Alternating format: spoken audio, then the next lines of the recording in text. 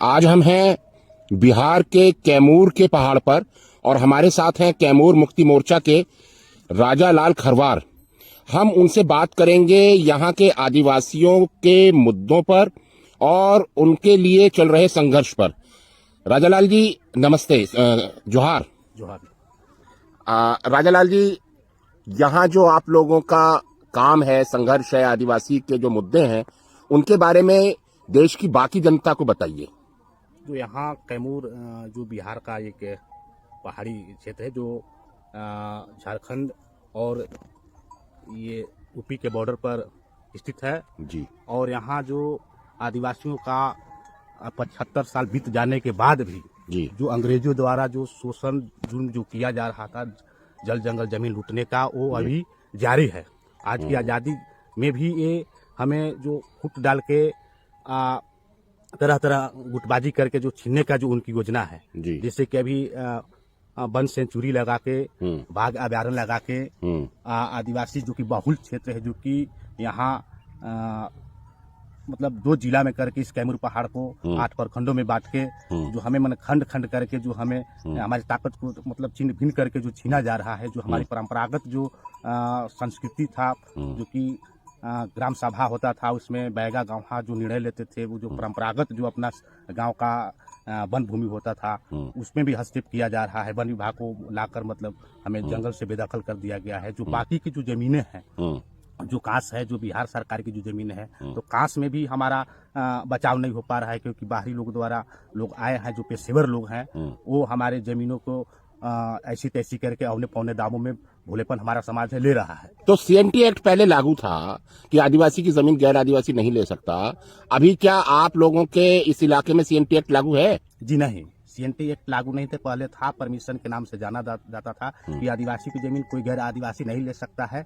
आदिवासी भी लेगा तो मतलब सिर्फ उस पर खेती बाड़ी करके ये, तो अभी वो संरक्षण यहाँ से हटा दिया गया है। जी। तो अब आदिवासी का जमीन कोई भी गैर आदिवासी ले सकता ले रहा है, धड़ल्ले के साथ ले रहा है, ऐसे मतलब बिना अवैधानिक तरीके से ले रहा है। कहीं भोलेपन समाज हमारे यहाँ ऐसे कि वो नहीं जान पाते हैं, कहीं बोरिंग के नाम पर कि आपको पोखरा खनवा देंगे, इस पर साइन करो, ये करो, ऐसे करके ले जाते हैं कोर्ट में, ऐसे साइन मोहर करा के का तो जमीन आपको हमने हड़प लिया। ऐसे मतलब आए दिन रोज ऐसी घटनाएं आ रही है। तो ये जो बोल रहे हैं कि यहाँ पर हम लोग बाघ पालेंगे, तो आदिवासी को हटाने की बात कर रहे हैं कि यहाँ से बाघ रहेगा, आदिवासी नहीं रहेगा? आदिवासी नहीं रहेगा, क्योंकि अभी जो 8 मार्च को यहाँ डीएफओ रोहतास का और या कैमूर का लोग आया था और जनप्रतिनिधियों से एक सभा करके इस बात को सरल भाषा में बताया कि देखिए, आप जो कैमूर पर जो रह रहे हैं, ये कैमूर क्षेत्र जो है बाघ अभयारण्य क्षेत्र बन गया है और यहाँ 2 एरिया का गठन होगा। एक कोर एरिया होगा, दूसरा बफर एरिया होगा। कोर एरिया जो होगा वो हमारा बाघ का बेडरूम होगा और बफर जो होगा बाघ का आंगन होगा। और इसमें कोर एरिया में जो भी गांव आएंगे, जो भी लोग आएंगे, जो भी परिवार आएंगे, एक परिवार को 10 लाख रुपया मुआवजा देकर वहां से विस्थापित की जाएगी। और जो बफर एरिया है, बफर एरिया में आपको जंगल में नहीं जाने दिया जाएगा। मतलब सिर्फ गाँव में अपने रह सकेंगे आप। जो कांस की जमीनें हैं, जो बिहार सरकार की जमीन है, उसमें आपको गुजारा करना पड़ेगा। हाँ, यदि आप जाएंगे, जो निस्तार करते महुआ प्याज जीविका को जो स्रोत है उसको लेंगे, आपको लेने का अधिकार नहीं है। अगर हम लेंगे तो हमारे अनुमति से लेंगे और उस पर हमारा ये बाउंड है कि जैसे कि आप 100 में आपको 70% जो उसमें उत्पाद होगा हमको देना पड़ेगा और 30% हम कोशिश करेंगे हम दे सकते हैं, मगर हमारी मर्जी से। मगर आप ऐसे अपने मन के अब जंगलों में जिस परंपरा से जा रहे थे आपको तो जिस जंगल का मालिक हमेशा से आदिवासी था, अब वन विभाग कह रहा है हम मालिक है। हम मालिक। और अगर जंगल में से आप कुछ वनोपज लेंगे तो 70% वन विभाग को दे दो जी। अच्छा, वो भी हमारी मर्जी से नहीं, वन विभाग की मर्जी से नहीं। तो ऐसे घुस नहीं सकते हैं, घुसने पर आपको अवैध मान के मतलब जेल दी जाएगी ऐसे। अच्छा, तो वन विभाग मालिक हो गया और आदिवासी जो है वो एनक्रोचर हो गया, वो अतिक्रमणकारी हो गया, अपराधी हो गया। तो इसका विरोध किया जा रहा है आदिवासियों के द्वारा? जी हाँ, विरोध किया जा रहा है। अब बाघ अभयारण्य के विरोध में ऐसे तक कैमूर मुक्ति मोर्चा ये 40 वर्षों से यहाँ डॉक्टर बिनियन के समय से ही लड़ते आ रहा है। पटना से लेकर चाहे दिल्ली के जंतर मंतर हो, चाहे देश के भिन्न भिन्न इलाकों में संयुक्त मोर्चा बनाकर भी लड़ रहा है, मगर उससे कोई प्रभाव नहीं पड़ रहा है। ऐसे तो आज आए दिन में बाघ अभयारण्य जो लागू हो रहा था, पास हो रहा था, 14 अगस्त 2019 को प्रस्ताव नीतीश कुमार द्वारा आया था कि मतलब इस क्षेत्र को बाघ अभयारण्य क्षेत्र बनाया जा रहा है। तो उसके विरोध में हम लोगों ने 11 सितंबर 2020 को बड़ा प्रोग्राम किया था। 10-12 हजार लोग यहाँ आए थे। तो उसमें 2 दिवसीय धरना था। तो उसमें हम लोगों ने बुलाया कि उसमें जो कोविड का ये लगा के कि प्रतिबंध लगा के कि आप कहीं धरना नहीं कर सकते, नहीं जा सकते हैं, तो हम लोग ने सोचा कि यही हम लोग अपना प्रोग्राम करके सरकार को ये मैसेज दे कि हम अपनी जमीन से नहीं बेदखल होंगे, क्योंकि कोरोना काल में लोग कहते हैं कि नहीं, किसी घर से भगाना अवैध माना सरकार जी, ने। जी। तो मगर उस समय कोरोना काल में हमें इस पूरा कैमूर से बेदखल करने का जो प्रस्ताव बना है, उसका जी। विरोध के लिए हम एक मैसेज के तौर पर हम आंदोलन करके जी। उन्हें बताना चाहते थे। 2 दिवसीय धरना हुआ, इसमें कोई भी एक अधिकारी तक नहीं इस बात को पूछने आया कि मतलब आप 2 दिन से क्यों बैठे हैं, तो क्या अच्छा। ठीक। तो इसके लोग गुस्साए, इसमें गुस्साए कि जो कि हमारा ही पूर्वज का ये धरती है, सब कुछ है, हमने जगह दिया है, जो सरकार आई है हाँ। 75 वर्षों से कि विकास और सुरक्षा और रक्षा के नाम पर आई है। हाँ। जो हमारी ये समस्याएं हैं, जो कि हाँ। 15,000 लोग यहाँ बैठे हैं, हाँ। तो कम से कम हमारी बात को तो कोई अधिकारी आकर सुने और इस बात को आगे बढ़ाने का काम करे। हाँ। और कोई अधिकारी नहीं आया, न जाने सरकार का दबाव था या क्या था। हाँ। और पुलिस भी आई तो हमारे बैनर को हमारे धरना स्थल पर भड़काने का काम किया, तितर बितर करने का काम किया। हाँ। इसलिए लोगों में गुस्सा आया कि भाई हमने जमीन दिया है हाँ। और हमारे जमीन में आकर ये हमारे रक्षा सुरक्षा न करके किसी और को रक्षा सुरक्षा करने में लगे हैं। हाँ। इसका सख्त विरोध होनी चाहिए। हाँ। सब कार्यालयों को हम लोगों ने ताला बंद किया, थाना को भी ताला लगाया, वन विभाग को भी ताला लगाया। उसी में वन विभाग आक्रामक हुआ पुलिस को लेकर, और हमारे ऊपर मैंने जिस प्रकार का दमन किया गया, लाठीचार्ज किया गया, गोलियां चलाई गई उसमें, जो कि हमारे एक प्रभु अगरिया जो कि चपना के उनके कान में गोली लगी, 7 राउंड गोलियां वो लोग चलाए, और इसमें हम लोग नामजद उल्टा हम लोग को नामजद केस करके और हम लोग को जेल सलाखों के अंदर डाल दिए। तो विरोध तो हो रहा है। दूसरी बार हमने जेल से जब आया तो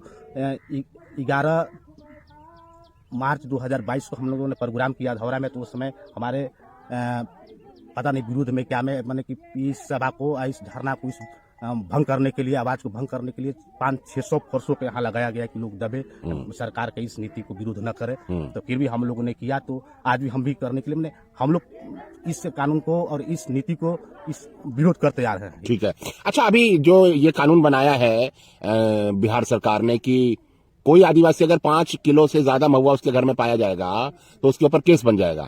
तो मान लीजिए किसी आदिवासी का 10 महुआ का झाड़ है और उसके यहाँ 100 किलो महुआ हुआ है, तो उसको जेल में डाल दिया जाएगा। हाँ, ऐसा प्रावधान बनाया, क्योंकि जब हमने ये वीडियो जो होता है प्रखंड जो बड़ा अधिकारी होता है, तो उनसे हमसे बात हो रही थी, तो बता रहे थे कि हाँ, मद निषेध द्वारा मतलब सरकार का ज्ञापन है, चिट्ठी आया है कि 5 किलो महुआ से आप ज्यादा नहीं रख सकते हैं, यदि रखेंगे तो अवैधानिक है।